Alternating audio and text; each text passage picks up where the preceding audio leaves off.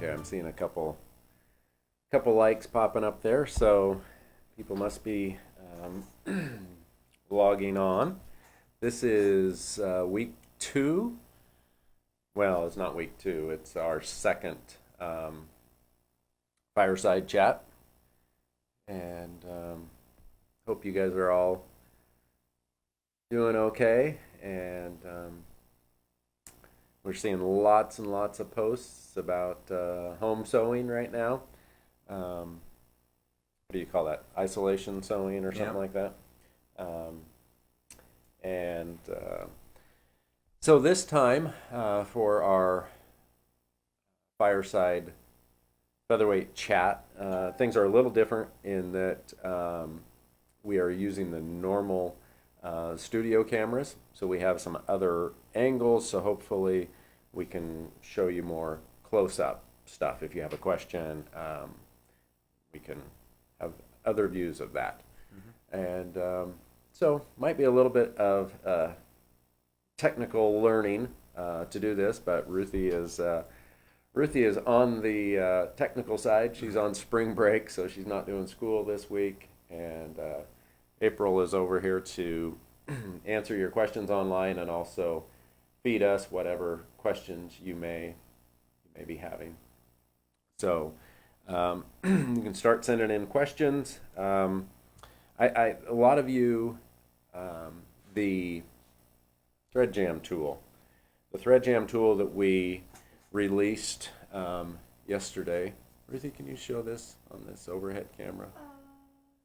So yeah, there you go. This is the tool that was developed by Burl, our shop manager, to be able to get a thread jam out without needing to remove the hook assembly, to even take the bobbin case base apart. I'll show you a little bit how that works. This is the bobbin case base, and it is this part here that is inside the hook assembly. And so the needle plate holds this little finger in place, and this part spins while, I'll turn it this way. So this part, the outside spins and the inside stays put. But while you're having if you get a thread jam inside there, the whole thing just locks up as it's in one piece. And because this finger is underneath the needle plate, it won't turn at all. It's completely locked up. And we have had so many calls in the last 2 weeks of people's machines, their featherweights, locked up because of thread jams, mainly while sewing masks. And because you have the multiple layers of the bias and such when you're sewing on the straps. And anyway, a lot of machines were getting thread jams, and so we were getting calls. So we weren't really planning on releasing this tool quite yet, because I wanted to have more of them made, because we make them here at the Featherweight shop, in our machine shop. We manufacture these, and they take a fair amount of time to mill them and everything, and we didn't have as many as I wanted to have done. But we were getting so many calls of people that I knew would benefit from a tool like this that I told Burl, let's go ahead and release this tool. Isaac, who is one of our technicians, he lives just down the road from us, and he's been what do you call that? Isolating, social distancing, not isolating. He's been social distancing in our machine shop because he's the only one up there. And so he's been working on these night and day to get as many as possible made, but we are almost sold out. There's just a few left. But once they do sell out, if you'll sign up for that in-stock notification, you'll be notified in about a week when he has more of those made. So he's up there running the machines, making these. Isaac is, Ruthie, do you have a picture of Isaac? Yeah, this is Isaac. Isaac is what would you call him? A kind of a gentle giant. Yeah. Super nice guy, and I know a lot of you have probably talked to him on the phone, but he does the whole strongman competitions, and he is a big guy. So when we need boxes or something carried here at the shop, Isaac's the one that gets called on for that. So anyway, he's up there working on those, and we'll get more of them made, and they are really a great tool to be able to get a thread jam out without taking that hook assembly apart. Right. We had any questions or anything on those, April? Or questions? Sarah says it's Murphy's Law. She didn't need it. Well, probably won't need it now that she's got it. yes, exactly. Yeah, as soon as you, because we've had, like I said, lots of calls, direct, but also many emails of people with their machines locked up. So I think you'll find this tool extremely helpful. It does have, showing again how that works. Ruthie, can you put me back on another camera here?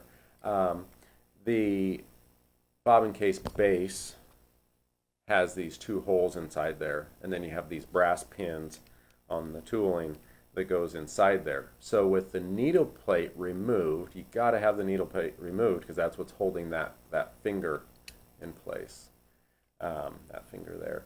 So with the needle plate removed, and then when you hold the hand wheel, you can turn this without causing any damage, and it will break loose that thread jam. Add some more oil to it, and in that video we show what happens to the thread and such after you get that out. So anyway, yeah, more of those on the way. And April, what do we got now? Somebody's asking, do we sell featherweight machines? We do. We Christian. do sell featherweight machines. That was the question, if we sell featherweight machines. Most of the time, they are not on the website, and there's a lot of machines on the website, but they're listed as out of stock because they're all sold.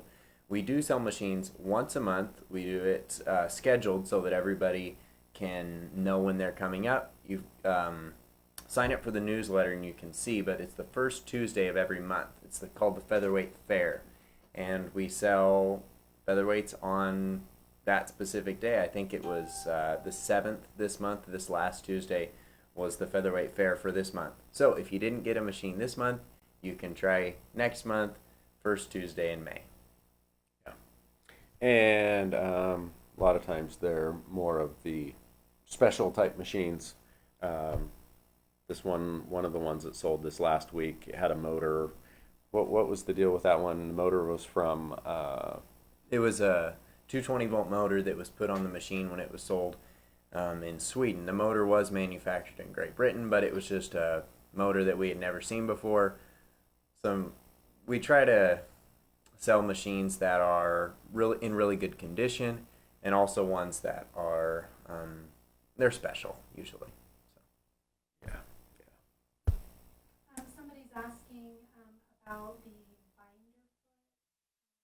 We have so many people have shared that on the Facebook group. Yeah, so the question is asking about the binding foot, and basically we're talking about the ties. Not these ties, but ties for your mask, everybody's that's making masks. And so we're talking about the original vintage Singer binder. And there's a couple different styles. There's the earlier style was a little bit smaller, and then the later style was the multi-slotted binder. It looks a little bit different, but we've got both of those on the website. And if you'll go, this is on the Facebook page where we're doing the video right now, but if you'll go to the Facebook group, the Featherweight Sewing Machine 221 and 222, that group, there's a pinned post at the top, everything related to masks. So everybody's been putting in their recommendations and their pictures and all that. There is a lot of masks being sewn, which I know that's a huge request by hospitals right now, that they need those. And again, these masks are to go over in the medical field, these masks are used to go over like an N95, an actual what do they call that, PPE mask, so that you can then take this and launder it, and because they're running out of the actual medical grade masks, and so this gives them more of a longer life out of those existing masks, because they're able to cover it up with these. And so a lot of you guys have been yeah, by next week we'll have a different mic set up, but yeah, if I'm not looking directly at this fuzzy mic here on the table, I know it does get a little bit makes the audio go in and out, so my apologies. We'll try to have that a different mic set up for next week. But anyway, on the masks, that binding foot, it is available on the website, and then on the group is going to be your best. A lot of tutorials people have been posting on those. So speaking of masks, we have, I know a lot of you are sewing masks literally by the hundreds. Some of you have met. I've seen these posts. I made 60 masks today, and that is just awesome, and I'm sure greatly appreciated in your communities. But people have been emailing us saying, do we have masks? Do we have mask kits? April's made masks like this here for all of us here at the shop, and even the employees that are at home. And then also we've sent them to parents and grandparents and aunts and uncles and everything. But we don't have masks for sale, but we do have a kit that we put together. The mask tutorial was by Cindy at Riley Blake, and so that, April, is that video also on our site, so in that they can see the video and everything? Can you pull that up? Okay. And so anyway, we thought, well, we would, I know there's a lot of you that are sewing a lot of masks, but some of you just want one for yourself or a spouse or whatever. And so we put together a little kit that is enough fabric to make a mask and the ties, and then it also has a plastic coated wire in there that you put in the nose piece, or the part that would go over the bridge of your nose. And so then when you put it on, okay, I'm going to put this one that's got cherries on it, but yeah, I'm doing it anyway. So then when you put it over there and you tie it, you can kind of form it to your nose, and it's comfortable. I think that's the thing they're saying is with ties, there's less pressure or whatever, and so they're more comfortable than elastic. Yeah. But anyway, so today, starting today, because we just got these finished, so it doesn't apply to any orders before today, but starting today, we thought we just wanted to give these away. So with any order, $25 or more, you'll get a printed copy of the tutorial, and then also a piece of fabric. It's just random fabric, and then the wire for the nose piece. So anyway, we're giving those away for free with any order of $25 or more, and basically all that does is that just covers the postage for us when it's on an existing order. So anyway, it is a limit of one per order, so we're not trying to supply the medical field like many of you are able to do. We're just using our resources to help some of you make your own masks. So anyway, April, is there any questions or anything about that? Question, no question about the mask yet. But Okay. somebody has a question about, I cannot remove a light bulb. I do have the tubing gadget, but still no light. Okay, and then before we go on to that, Ruthie, can you show just where that's at on the website there, the free mask kit? It's under news. Yeah, so it's under news, April said, and then that's the kit there. Now, and also April. Okay, and then do they have to add it to the cart or anything? No, it'll automatically be added for any order over $25. Okay, so any order over $25, you can add add it. It will automatically be added to the cart. You don't have to do anything. And we'll watch for those here. Like there was the glitch this morning. A few people ordered, and it looked like it wasn't there. But we're watching for any of those orders that people wanted the masks. So we'll take care of it that way. And it is only our order starting today, and we're basically limited by the number of these nose piece ties that we had available. So, okay, back to the question. The question was how to remove a light bulb. Many of you have probably seen the light bulb tool that we have on the website. It's a piece of plastic tubing, 1 inch outside Would you like me to go diameter get and one? 3/4 inch inside diameter. Sure. And that one, if you take, we do sell them, but you can make your own as well with some slots in the top of that tubing. That helps to grip that light bulb to turn it out. So she says she has the light bulb tool, but she's still having trouble.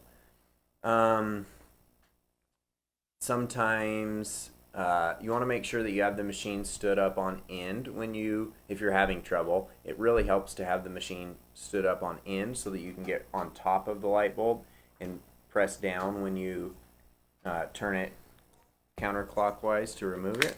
That helps. Okay, so this is a new light bulb, but it's the same thing. It's not an LED bulb, because an LED bulb, pull that one out of there. And is she having a problem taking it out or putting it in? She says I cannot remove the light bulb. Yeah. So you can see here from this, Ruthie, can you put us on this camera here? Overhead? Overhead's fine. You can see on this tube here that, a little bit hard to see, but yeah, you can see those little slots there. And so you can push it onto the bulb like this, and then that'll give you some more grip. So then you can put your thumb in the end and turn it like such. And so that'll help to get it out. But the LED bulb, they're smaller in diameter, not the base, but the bulb part of it. And it's also grippy. They're actually, LEDs don't even have to be covered with anything, but often like this, they're covered in a silicone. So you can grab a hold of it and turn it, but because it's smaller, it's easier to get your fingers in there. And again, Christian probably told you when I was out of the room, but it's just a push in and a little counterclockwise turn, and it'll pop out. And same thing with the new LED. You just push it in and give it a little turn, and you're back in business. So Jerry's having questions about her.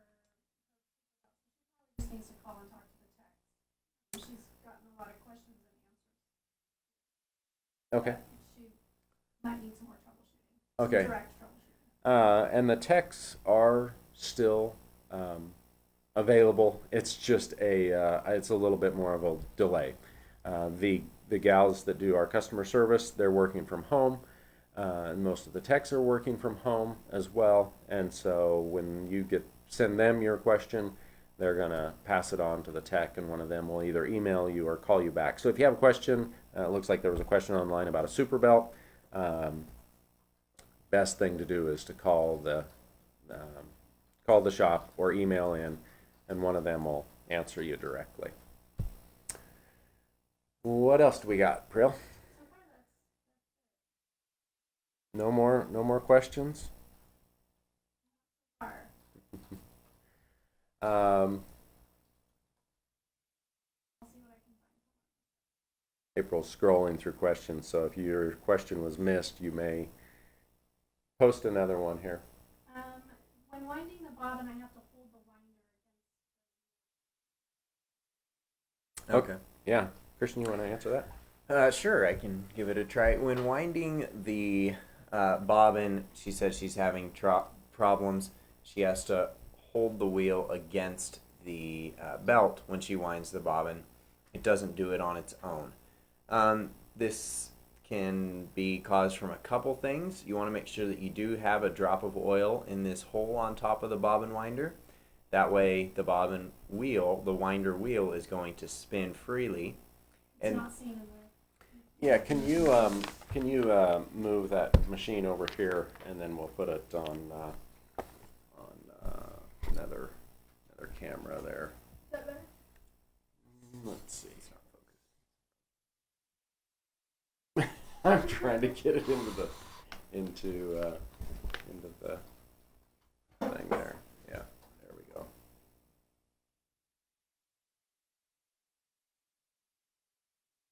Okay. So on top of this bobbin winder wheel is a small hole right here. So you want to make sure that does have a drop of oil in it so that the bobbin winder wheel can spin freely.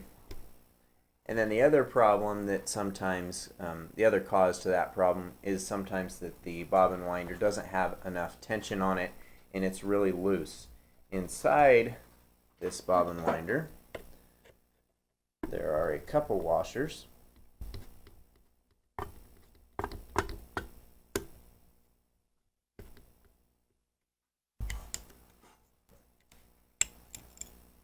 There's this flat washer that goes right here up against the housing of the machine, and then next to the screw there's this cupped washer. That one goes with the cupped portion facing towards the hand wheel. When you put it on the screw, it's going to go with the cup side facing the hand wheel. So you want to make sure that that washer is positioned correctly and that you do have this cupped washer. So when you put it on, make sure that the cupped portion is facing the hand wheel. And if that washer looks very flat, it might be that it's been compressed for a long time and you might need to replace that washer. If that's the case, we do have replacements. And then you can put the flat washer back on over the screw.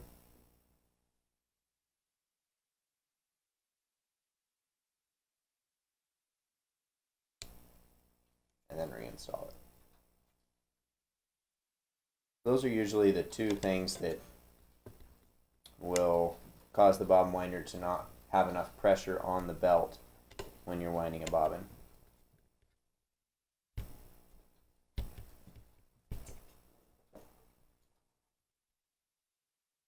And make sure this screw is tight as well. Sometimes it's loose. And if it's loose, the bobbin winder is just going to flop around.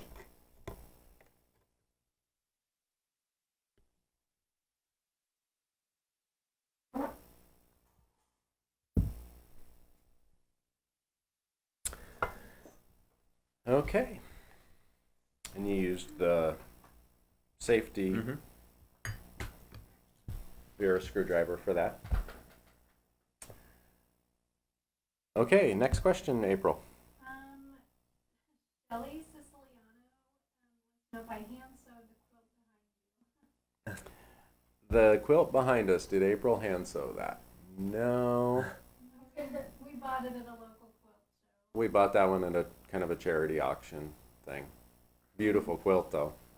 And then Patty Williams says, occasionally when I'm working on a machine, after I've cleaned the lube tube and filled with retro grease, when I run the machine, the grease will worm out of the tube as though it's being pushed from below. Yep. After about 1/4 inch, I'll wipe it away, but it will continue for quite some time. Any idea of the reason? It's happened more than Her question is, when she puts new grease in the ports on the motor, when she runs the machine for a little bit, the grease comes back out of the ports a little bit. Mainly happens with this one here on top of the motor. Yeah. Yeah, can you do the overhead shot there, Ruthie? Yeah. So the reason it's happening with this one and not so much with this one, excuse me, is basically you would call it almost something like vapor lock. You know, you've got this tube that's basically sealed all the way down to the shaft, and it has that felt wick in there. And when you fill it up with lube, which it doesn't take very much, you've got basically an air pocket there. And so as the motor starts running and it generates a little heat, which it's supposed to do in order to get that lube flowing, you get a little bit that kind of burps out. Just a little worm piece that comes back out the top. We just wipe it away. It's not a a big deal. If you're lubricating your machine regularly, that every 6 months as recommended, not a big deal at all. The thing is, you can't really over lubricate a motor, but you can get a little bit carried away and kind of like pressurize it in there, and that's not what you want to do. So when you take and you go to put lubricant into the motor, and you put it in that hole, you just put it just barely in the hole, and then squeeze until the lubricant starts coming out and into the hole. You don't jam this all the way down in there, and then with all your might force lubricant down in there, because it's basically working on a gravity system according to heat. As it warms up, the lubricant starts to flow through that wick. So forcing it isn't going to do anything, and it could actually do harm if your motor hadn't been lubricated in a long time and that felt wick was dried and kind of shriveled up in there. You could, in theory, force lubricant all the way past that wick, and you wouldn't want to do that. So it's just putting it in there and then let gravity and heat do its work. Okay, next question from Shelly again is, Carmen, the little rubber piece, which she's talking about, the little tab, goes on the thread guide for the thread post. Do you attach it after or before taking the thread down? Good question. Christian, can you repeat that question, and I'll Yeah. grab one here. Shelly has a question about the thread post. The thread post comes with a couple little tabs that go on the thread guide.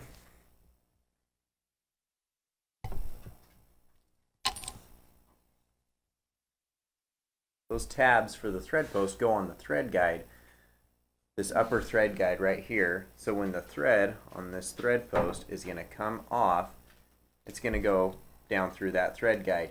We include these tabs because sometimes if you're sewing really fast, the thread's going to pop out from that thread guide and it can cause it to get wound up in here. So these tabs keep that thread in that thread guide. They slide down over the thread guide just like that so that it doesn't pop out. You want to talk about the space? Sometimes you need them, sometimes they just Yeah, so sometimes that thread guide is so close to the machine, you probably already mentioned that you don't even need this little tab. But others, it sticks out there a ways, and then you can get the thread to bounce out of there. So even with that little silicone tab on there, you can still pull the thread behind it. So I usually leave that tab on there. You can leave it on the machine, yeah. And then just slip you don't have to thread through it. You can just pull right down behind it. But it works great. I know a lot of us have a habit of winding bobbins super fast. You're not actually supposed to do that to get consistent winding of a bobbin, just a slow, steady speed winding bobbins. But if you are a speedy bobbin winder, that is nice because it'll keep that thread from bouncing out of there. So and one of the reasons that you don't, the thread post, what it does is it allows you, just like your modern machines, to have the thread on here horizontally. But because the featherweight is so short, the neck and everything is so short, it's kind of considered a half-size machine. 99 being 3/4, and then you have your full size like a 201. Well, your new modern machines, like Bernina or whatever, you've got a lot more distance coming from the end of the spool until you get to the first thread guide. You don't have that with a featherweight, so this tab here allows basically that same use of a horizontal mounted thread spool, but because it's going such a shorter distance, something's needed to keep it from bouncing out of that first thread guide. So you might explain the different caps. Okay, so I'll have to go grab one of those and explain that here real quick. So Christian, no, it's fine. So when you get the thread post, there's the tabs in the package, but there's also a couple caps. This is the smaller cap. right here, and it works perfect with these Aurifil spools of thread. But there is also a larger cap. So this is how it comes. I'll see if I can put it here so you don't have the glare. So you can see here that the small one that's used 99% of the time comes already on the post. But this larger one here, it's in the package as well. It's going to be for your Crescensias most often that you would need that. It just has to do with different size of the way the end is and how it comes off. But this one here is the one that you're going to use most of the time. Okay, next question. I just bought a 221 and I wiped it down with an antibacterial. Did I just take off the wax or did I ruin the top coat? What can you suggest? So the question was, just bought a featherweight and wiped it down. Excuse me. And wiped it down with a antibacterial cloth. And unfortunately, antibacterial cloths are usually alcohol-based. And alcohol actually is detrimental to the clear coat of a featherweight. You don't, hopefully, that there was enough clear coat there that just wiping it down one time did not do damage. Most of the time when we see the damage, it's when people try to do a actual cleaning with something alcohol-based. You know, Pledge does great for your furniture, but to use it to polish up your machine, not a good idea. Same with Windex or something like that. And if repeated use, that will happen.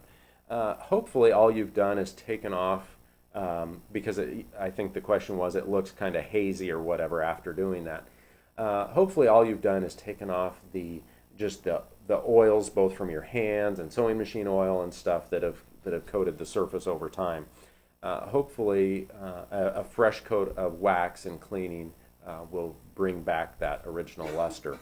It is always possible, based on both the year and the machine history and use, depending on how much clear coat's left there, that it could have more or less permanently removed more of that clear coat. Question. My bobbin winder is too stiff and it is hard to get to move to touch. If I loosen the screw, then it falls off. What do I do? If it's so, okay, so the question is, bobbin winder is so stiff that I can't hardly get it to touch the belt at all. Probably a good time to call the tech department and either through a video chat or whatever to look at are the washers in the right order and in the right direction. There might be too many washers inside the bobbin winder that can add too much tension on that bobbin winder, making it almost impossible to move up and down. Yeah, and sometimes we see just almost not homemade, but a sewing machine shop remedy to try to fix a bobbin winder, and so something that's not even original has been put on there. We see that on occasion too. So shouldn't really be any issues as far as that's concerned. So that's why it's probably a case by case basis. It'd be good to call and talk to one of the techs. Next question. Some people are saying to store the featherweight with the needle down or the presser foot down. Okay. The question was, should I store the machine with the presser foot down, the needle down, which is recommended? Some of it's going to depend on how long you intend to store the machine, whether that's just a few days or for quite a while in a closet for a year, months, whatever.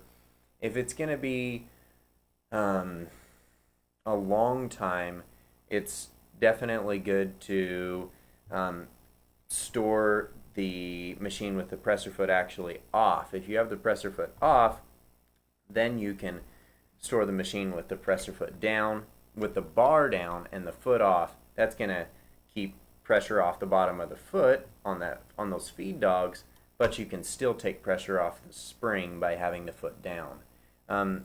The needle, if you're going to have it stored for a while, or if you're going to have it mailed, it's good to not have the needle down in the machine because you wouldn't want something to bump it and the needle to mess up anything down at the hook assembly area. So if it was shipped, you wouldn't want to have the needle down in the machine.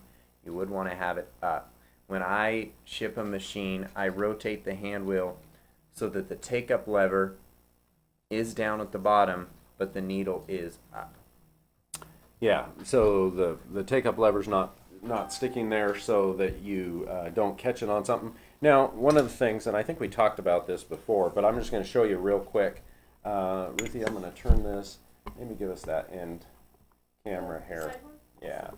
The reason, there's a reason why, it's not just, I mean, it is personal preference, but there's science behind why Christian said with the presser bar down and with the foot removed. Foot removed because anytime, you should never really have your foot on your feed dogs just because it's just metal on metal, and that can cause wear on the feed dogs. But you also have the issue of the feed dogs themselves are just non-coated steel, and they're going to rust. And so fabric or anything down there which is going to draw in moisture is going to contribute to rusting of the feed dogs.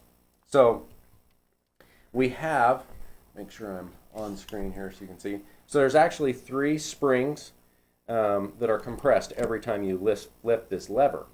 And because we don't want to leave the machine long-term stored with the lever in the up position and those springs compressed, it's best to have it in the down position. Those 3 springs are, there's a little one right back here in between the bar that when you raise the take-up lever, this rocker arm right here, it compresses a little, there's a little spring there. So that's one. The other one is there's a spring inside of the presser bar itself. So I'm going to take this presser bar, the tension knob completely off. That's what that does, is it adjusts the tension, the downward tension. So see that spring there? That spring on the end of the bar here. So when this is raised and the knob is on here, it's going to be compressing that spring. So you don't want to leave that way. But probably the one that I would say would be most concerning is this one here inside the tension unit. So I'm just taking this tension unit apart real quick. And you can see this one here, I refer to it as a beehive spring that goes inside the tension unit. So when you raise this, that spring gets compressed, which releases the tension on the discs here. These are the discs here that your thread goes through. And by raising that's taken off there. So one spring there, the other spring inside the bar, and then the one on the rocker arm. That's why I don't leave the spring, I don't leave the presser bar lifter in the up position, because those springs would all be compressed. Hope that makes sense. It's why we recommend that. Lady's still getting a clicking noise on the right side after she removed the bobbin. There's no thread in it or behind it. What else can she check? Is it damaged somehow? Okay, the question is, I'm getting a clicking noise. This is after the bobbin. This is, so clicking noise in the hook assembly area after the bobbin and bobbin case are removed. Most of the time that is from the hook assembly itself not being, so we'll turn it like that there. Ruthie, can you give us that? Side is fine. So the hook assembly needs that 1 drop of oil. Use a little screwdriver and point. That gets that drop of oil basically every day that you sew. It gets that drop of oil right there. And usually that is what is the culprit of a clicking sound. Now, if the machine has not been oiled there regularly for years, it is going to have wear, and the more wear that is in the hook assembly, the more loose the hook assembly will become. The more need for oil to keep that deterioration from continuing, but also to keep it from rattling, because it's basically loose in there. So that's why, that's more than likely that's where that sound's coming from. To troubleshoot further, you say, well, I've already put oil there and I've still got the sound. The next thing I would do would be to take the needle plate off. By taking the needle plate off, you're going to eliminate whether like the feed dogs are rubbing on the needle plate, anything like that, and just helps isolate that sound. And again, every machine's got a different sound. They've all got their own little slight quirks, and so if there's something that you're really worried that it might be something causing damage on the machine, then I'd have the I would call and talk to one of the techs about it and troubleshoot that specific machine. Okay, next question. What is causing my machine to come on with no light, but when I turn my machine off, the light then comes on, so I have to unplug it to get both off? Don't know if she. Okay, Christian, can you kind of... Sure. Or it could be the wiring and the controller reverse or something. So the question is, when the machine is still plugged in, the light is off or on? It says, what is causing my machine to come on with no light, but when I turn my machine off, the light then comes on, so I have to unplug it to get both off. Okay. So what's causing the machine to run even when the light is off? This here is just a light switch. It's not a switch. It's not a power switch for the entire machine. It's just the light switch. So you can have the switch off and the motor is still going to run. If you turn it on, then that just turns on the light. So we recommend keeping your light on all the time and then leaving the machine on a power strip so that you know when you're not using it, the light's off because you turned the power strip off. Yeah, so use the switch on the power strip as your on and off switch, because the machine doesn't have an on and off switch. Right. But what you're describing could be, it might be as simple as that, if I'm understanding the question correctly, but it also may be that either the foot controller or the receptacle on the back of the machine are the wrong wiring configuration.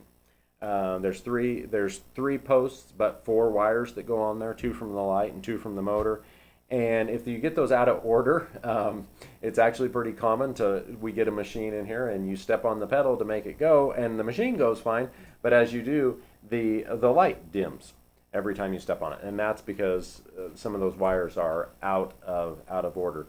The easiest thing in that scenario, if you have another featherweight, is to swap cords between machines and see if it does it with the other machine, and that will tell you whether the Bakelite plug from the foot controller is wired backwards or whether the machine itself is wired backwards. If it does it with both foot controllers, then you know the machine is wired backwards.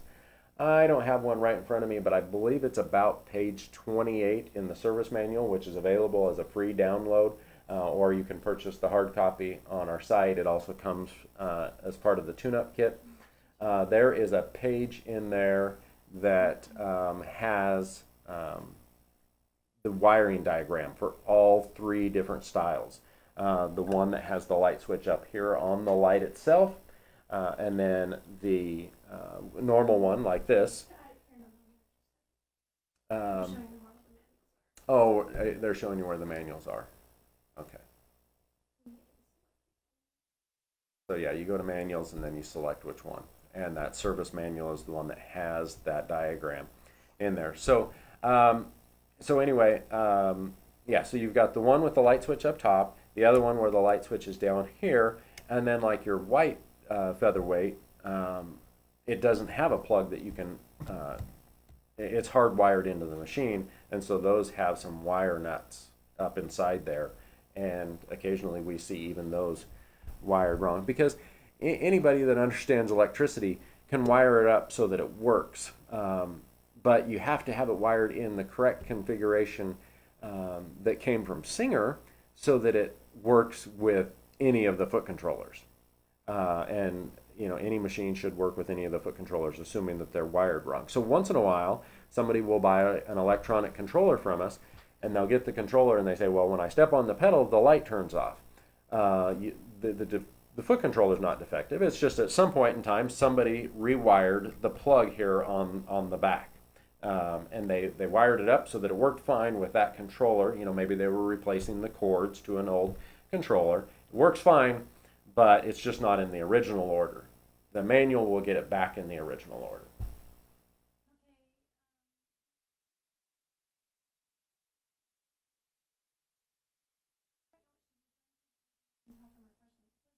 Bobbin winder pulley directional. I have one machine where the cut side faces to the right. Is she referring to the Oh, yeah. bobbin winder or the bobbin? The question is the bobbin winder pulley, this right here, directional? As far as the cupped portion of the bobbin winder sometimes faces different directions. The singer had. Can I stop you here for 1 second? Do you have these different ones on the timeline? I think so. Yeah. So April will pull that up, but yeah, continue on. There are a few different bobbin winder styles. There's ones that are flat, it's not cupped on either side, ones that are cupped on the inside, like this one here, this beveled style is what we call it. And then the actual cupped style is cupped here on the outside. So as far as that goes, there are different styles that are cupped on either side. The wheel itself is directional based on how it's installed. So if it's not working properly, you could send us a picture and we could tell right away that it was installed backwards, if that would even be possible. It is possible, and I know a person that's done it. There was a while back, because the bobbin winder for a white featherweight, this wheel is Bakelite, and it's brittle, and there's no replacement for it. And so the only option, so that you can continue to have the white arm, is to replace it with one of these chrome wheels. And it actually looks good. It looks fine. But there was a time when, in some haste, somebody sent their bobbin winder to me to replace the wheel, and I flipped it around. So when they put it on, the bobbin wheel was over here on the other side. So sometimes I need to slow down and take a little, do a little precautionary testing first. But anyway, it was kind of funny. But it is possible that you could get it on wrong. Do we restore or repaint featherweights? If not, are there other places? Do we restore or repaint featherweights? Repainted featherweights are really, really popular. The two ladies sitting in this room love theirs. April's is jadeite green, and Ruthie's is what we call Ruthie pink. Beautiful machines.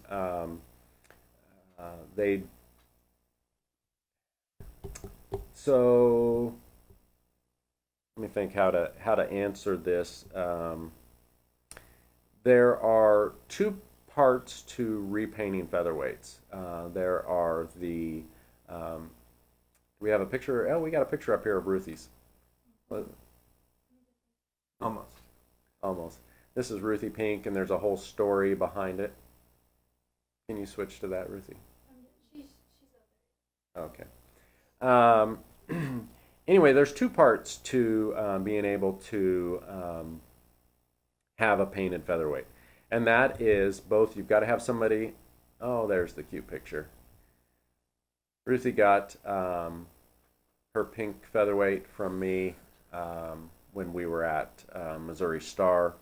2016. She got it as a gift. And the color of her nursery from the time she was a baby was that pink color. And so, anyway, that's where Ruthie Pink came from. So, two parts to painting a featherweight. You've got the beauty of the paint, and then you've got the mechanics of the machine being put back together and running properly. The difficulty is finding both Components? Both components. We paint a few machines here at the shop, but the truth is we don't have the ability to assembly line and turn out painted machines. When we paint a machine, at least it, like the one that just was given away, was that at Christmas? Yeah, Christmas. At Christmas, yeah. That was one that we painted here. Burl, who's runs the tech department, in his younger days, he ran a cabinet shop, and so he's very, very good with a paint gun because he's used to running lacquer in paint booths. And so anyway, Burl took a machine and completely redid it, and so we therefore know that it's back together and it's sewing properly and such. We've seen a lot of machines that get beautiful paint jobs, but the needle's not lined up right. It won't go through the hole, or there's paint into holes that you now can't lubricate your machine, or paint around the motor that you can't take the motor apart to service it. And as kind of a, I don't know, I guess a disclaimer, when you send your motor in to have it rewound by us, a lot of those painted machines are really difficult to do, because once you open that motor up, if they've painted over the top of screws and stuff, that paint gets chipped off, to be able to open the motor back up. So We'll have them occasionally throughout the year. occasionally we'll have machines available, but there's not really anybody that's doing it production line to where you could just say, today I want a new machine, and get it. Most guys that are doing it are quite the waiting list. Okay, next question is, I have a beige featherweight. Oh, so she used to get a whir, but before she would take off sewing, now she gets nothing. Put pedal to another machine, and it would work on a different machine. Can you suggest what's the problem? Okay, so we've got a machine, a tan featherweight, that step on the pedal and nothing happens. And then you take that pedal and you go use it on another machine, and it works. The pedal works fine. So the pedal's not the issue. So a couple things. For starters, you want to make sure that it is getting connection to the machine. So like these pins that are back here on the receptacle, they can get flattened, and so if you wiggle the plug and then you get some power to it, then you know that those need separated. We do have a tutorial on that to make those make good connection. The next thing that you would want to check, that I would want to check first, is make sure that the machine's not locked up. If the machine's locked up, you can't get it to go. But so the next thing you could do would be to take and remove the belt. And if you remove the belt and the hand wheel spins free and everything, then you know that the machine's not locked up. And then you can also, with the belt off, you can step on the pedal and see if it runs the motor. The motor should just spin away nice and free without the belt on there. So that would be the next thing to check. If nothing's happening there, and often what you can do, if it's quiet, you step on the pedal, listen, put your ear down by that motor and see if you're hearing any humming sound, that buzz, and if not, then there's electrical connection that's not being made. Since we've already ruled out the foot controller, then that electrical short has to be someplace in here. Again, that's where I would call the techs and have them walk you through some more steps, looking underneath to see if something's loose or if a wire's come completely off or something like that. Paula Eason, we saw her and met her in Houston. She got a rubber honing stick and she forgot what it was for.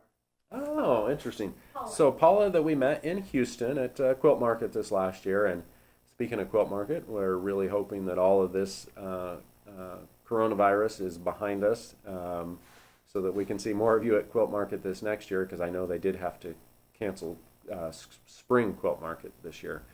But anyway, she bought the little rubber honing stick from us there, but she forgot what it was for. And so, Christian, you want to explain that? Sure. So the rubber honing stick is used to polish off rust or burrs on some of the featherweight parts, mainly the ones where the thread is running through. So here on the tension discs, sometimes there can be rust on the tension discs. You want to Ruthie, put that on that overhead camera if you could. Sorry. There you go.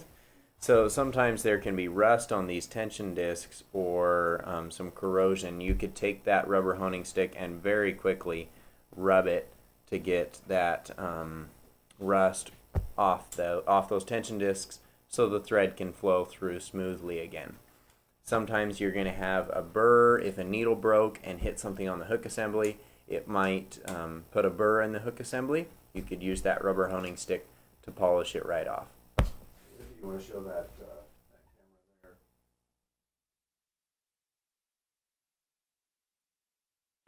Yeah. Yep. So, and then I'm just gonna. So here is the rubber honing stick on the website. And there is a video tutorial as well showing the different parts that it's mainly used for.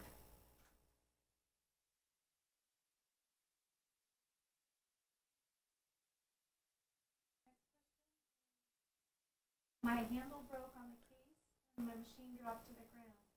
How do I check the machine to see if it is okay? The question is, my handle broke on the case and the machine fell down. It's a terrible thing to happen. We've seen it happen, and so how do I check? The question is, how do I check to see if the machine is damaged in any way? First, you would want to, before you ran the machine, you want to make sure you don't have the needle in it when you first test this out, but turn the hand wheel, see if you feel any resistance. That would mean binding something that was bent. Most damage that could or would occur would be cosmetic, so it could be the bed extension could have bumped and hit the presser bar screw on the end, or the thumb screw or the faceplate screw on the end could have chipped the bed. That would be some cosmetic type damage that could occur. We see the bobbin winders broken off that way when a machine gets dropped, or the spool pin gets snapped off. We've got replacements for both of those, but the main thing would be to turn it by hand first, feeling for any binding. Then I would put a needle back in, normal, and I would thread it up. Well, first thing, put a needle in it, turn it manually with the needle in there, make sure that nothing's hitting. Right. And then I would go ahead and thread it up and sew manually by hand. Before the last thing you want to do is, the last step is going to be to actually put power to the machine and run it that way. Yep. If the foot controller's in there, could have also gotten bounced around as well. So if there's no connection being made when you plug the machine in or plug the controller into the machine, you could test that controller, and it doesn't work. You could test the controller on another machine to isolate whether it was the machine or the controller. Yeah. Fortunately, they're pretty hardy machines, and replacement parts are available.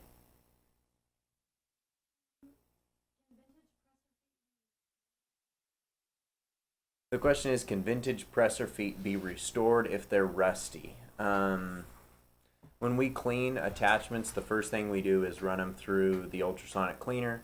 That's going to clean off dirt, grime, old oil, varnish, and sometimes it can help with light rust. That's the first thing we do. If they're rusty, especially on the bottom of the presser feet are chromed, but the bottom of the presser foot rubs often along those feed dogs.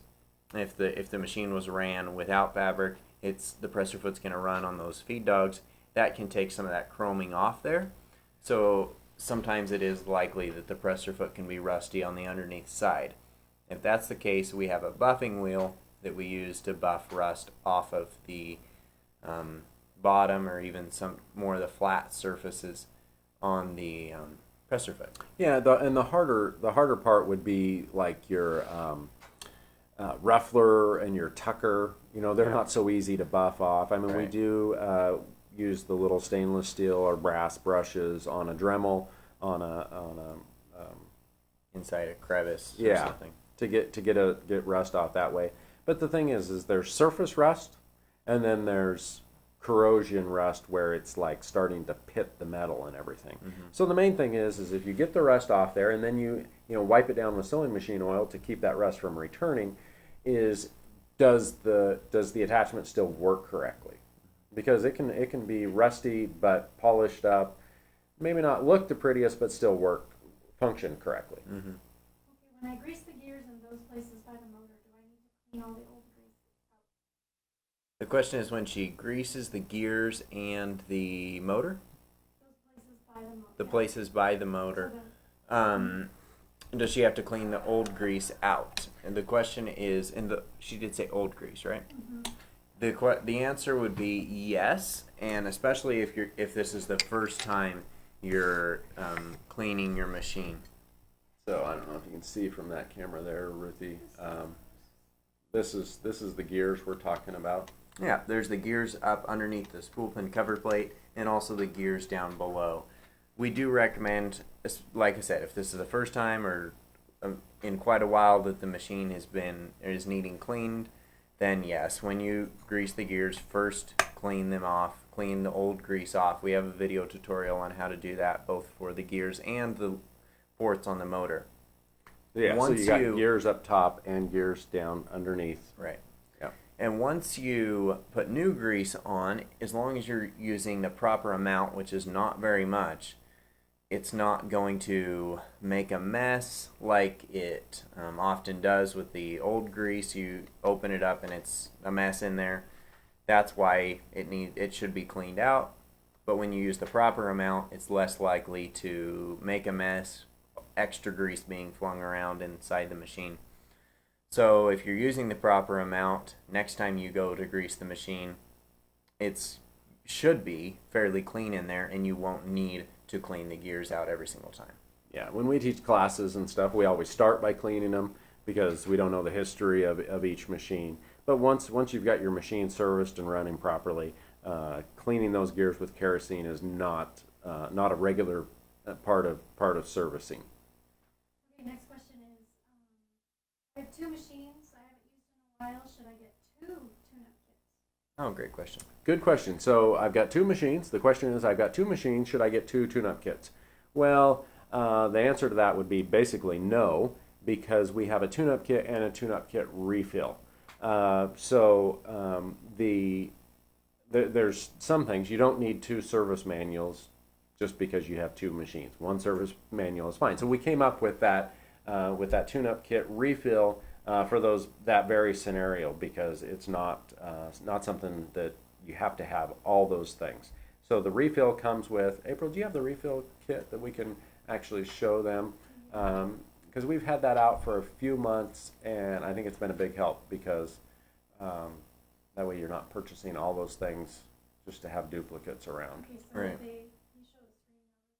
Yeah, just a sec. So when you're on the website, you can search for tune-up kit, and you'll see that it's going to pull up those. I typed in tune-up kit refill. Okay, she typed in tune-up kit refill. First one that shows up there is that refill for the tune-up kit. It's got, as you can see, quite a few less items than the regular tune-up kit. The ones that are... Can you click on the refill kit itself, and we'll just walk through what's included. Yeah, so the refill kit includes items that wear out and need replaced, not necessarily supplies that you need to do a service. So it's going to include cushions for the machine, both the machine and the controller, a new belt, felt drip pad, a light bulb. Those are all parts that do wear out. So each machine should usually have those parts replaced. Also comes with a logbook. The logbook can be used with each featherweight. Each featherweight can have its own logbook. You can write the serial number in the front, and then you can keep track of the maintenance that you do or has been done on each of your machines. Yeah, but like the same thing is with the lubricant and the oil. There's no reason to have one lubricant for each machine, because one tube of lubricant's gonna last for probably 20 machines. So Right. just one, and so that's why we came out with that refill kit. All the machines you sell on Featherweight Fair original paint. Are all the machines we sell on Featherweight Fair original paint? The answer is no. This month they were. We didn't have any painted machines this month, but like we mentioned earlier, we do paint our own machines here in the Featherweight shop, but we don't do it very often. So if a machine has been repainted, it's clearly explained in the title, but also the description. We usually put the title if it's been repainted. we put the title of the machine and then the color. Try to find the closest fun color name for each machine. So it would say the name of the featherweight, like if it was a 221 or a 222, first few digits of the serial number, and then the color of the machine if it was repainted. Yeah. So it would definitely it would be fully and most of the time they're going to be most of the time they're original. They're going to most of the time they're going to be original. If they are repainted, they're usually going to be a fun color. Occasionally, if there was a rare machine, Christian actually showed me one this morning, or maybe that was last night. He showed one that had a rare decal on it. It was the Made in USA decal. And he said, we need to have this machine repainted back to original sometime because it's a unique machine. Yeah, so that one would get painted back to black, and it has no decals left on the bed, and it's definitely well worn, but it's a neat piece of history. Okay, are we still in the shop filling orders? The question is, are we still in the shop filling orders? The answer is yes. The family is Hopefully. Shipping orders. Yeah, I've actually I found some comfort in packing orders again, because it's been a while since I've packed orders, and they've got that stamp where you're supposed to put your name on there. It looks like that, where it says package just for you, or Rick Rack just for you, and then sign. I gotta admit, I have probably forgot to sign my name many times in the last week or so, but yes, we are still here and packing orders. Everybody is healthy, and fortunately, where we're at in Idaho, we don't have any current health cases of the virus. Right. But yeah, it's been some late nights, and I'm sure many of you are surprised when you see that your package was labeled at 9 o'clock at night. But yeah, we're still here. Okay, do we do machine Do we do machine makeovers and restorations? We do, but our main focus, just because we're limited on our staff, not just right now because of the virus, but just all the time, we're limited on what we have here for staff, and so we do maintenance makeovers, you might call it, on a machine, but usually that's not. It's not the norm. The norm is that we try to help you by making these videos so that you can do the normal maintenance. But occasionally we get machines in that they can't be problem solved over the phone or whatever, and so they get sent in to us that way. Okay, another question. I have a bobbin case and housing that is really rusted due to water. Do you recommend? Okay, the question was a bobbin case that is extremely rusty from probably a machine that was sitting in water, or a definitely high humidity climate. Should I throw the bobbin case away, scrap it, or try to clean it? I always try to clean it. The best thing that you can do is to get the surface smooth. So you clean the rust off there, and then using something like Evaporust or whatever, and then if necessary use a Dremel to try to smooth any of the areas. It might not look pretty again. It might not look pretty, but yet Burl showed me one the other day that looked almost like it had a hammered finish. Like it was taking a pin and it was just hammered everywhere. But yet it still actually worked fine. And it was just something, he's always experimenting with things like that, seeing if he can make something work. So the point is, it has to be smooth enough for the thread to slide on the bobbin case, but it doesn't necessarily have to look great. So should we do about one or two more? Two more questions. Two more questions. Can I use Evaporust to remove slight surface rust on the foot, or would ultrasonic be better? Okay, the question was, can I use Evaporust on the foot, or is the ultrasonic cleaner better? The ultrasonic cleaner is just basically water and soap. It's high frequency bubbles, so it does great, like Christian said, for grime and stuff, oil. But not so much for oil unless it's truly surface. For rust. If it's truly surface rust and it cleans it up, that's fine. Because you've had it in soap and water, you do want to take some sewing machine oil and make sure that it's good and oiled and wiped down that way. But I would start out without Evaporust. I would start evaporust is more, in my opinion, it's more of a last resort. And you don't want to leave it in the evaporust too long. Do the recommended 15 minutes. You leave it in there overnight, and it will be black the next day. Okay, next question. All of a sudden, my machine stopped wanting to sew over more than 2 layers of fabric without me helping it. Is this caused by needing a new belt? It has been cleaned, greased, and oiled, and was sewing just fine. Okay. Go ahead. The question is, the machine has stopped running or needs help running when she's sewing over multiple layers of fabric. She has to help the machine along. This can be either the belt. The belt would be the first thing we would check, the belt and how the machine itself was running manually, mechanically, how it was functioning. So make sure that the belt is not too loose, because then it might be slipping, or too tight that it has too much resistance on it. First check the belt. After that, you can take the belt off, and if it's still having problems, you can take the belt off and rotate the hand wheel, see if the machine itself is in any way stiff. There might be, she said it was functioning fine and now it's not. Thread could have gotten behind the hook assembly so that the machine is trying to work harder to overcome that extra resistance. Yeah, usually if you have to help it along with your hand, then usually it's because the motor is just so weak or the belt is loose. And so if it's slipping somewhere, and that's why you have to help it, then you need to lower your motor to add a little more tension onto the belt. But it also, if it sews fine, just on normal layers of fabric, but then you're starting to go over seams, like you're sewing masks and you haven't been used to sewing masks, it could be that you have too much downward pressure on the presser foot, and so it won't climb over that. That there's a fine line there though, because you have to have the pressure to make that little sandwich of fabric there tight enough so that it still forms a loop as the needle goes through there. So there's some troubleshooting tips that hopefully will help. But again, that's one of those things that whichever one of the techs you get when you call, they should be able to help you walk through that. But that's what I would try first. Yep. Okay, last question. Last question.